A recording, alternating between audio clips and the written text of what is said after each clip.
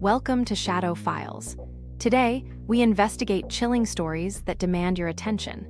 Our first report details a possible insanity defense being challenged by a grandmother's testimony. Moving on, we turn to Ohio, where a suspect faces charges in the brutal murders of his ex-wife and her dentist husband.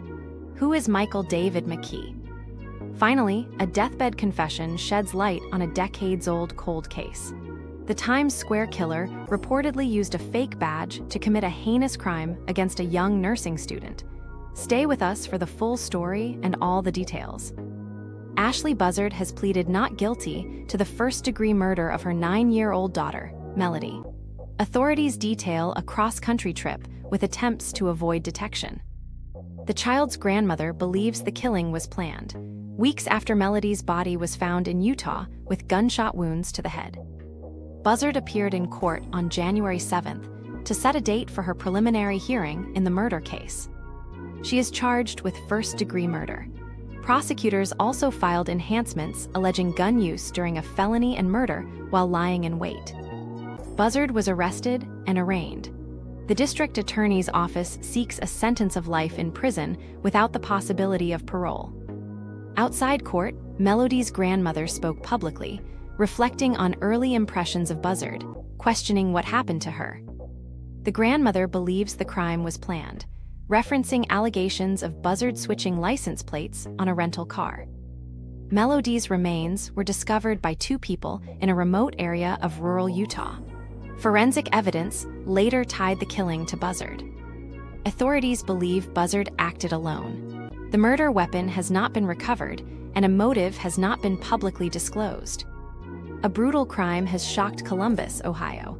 Dr. Spencer Teep and his wife Monique were found dead in their home, victims of a shocking shooting. Police have arrested Michael David McKee, Monique's ex-husband, in connection with the murders. He's a vascular surgeon from Chicago. 11 days before the killings, a neighbor reported someone banging aggressively on her door, a chilling precursor to the tragedy. Surveillance footage reportedly shows McKee near the couple's home around the time of the murders. He's been charged with 2 counts of murder. We're diving into a chilling cold case. A 1965 murder has finally been solved thanks to a deathbed confession from a notorious serial killer. Alice Eberhardt, an 18-year-old nursing student, vanished on her way to her aunt's funeral. Her life was tragically ended in a brutal home invasion. Serial killer Richard Cottingham posed as a police officer to gain entry, a sinister tactic used to lure his young victim. Detectives discovered Alice Eberhardt brutally murdered, with signs of a violent struggle. Her father found her with a knife still in her neck. For over 60 years, Alice's family lived with the pain of not knowing who was responsible for her death. The case remained unsolved for decades.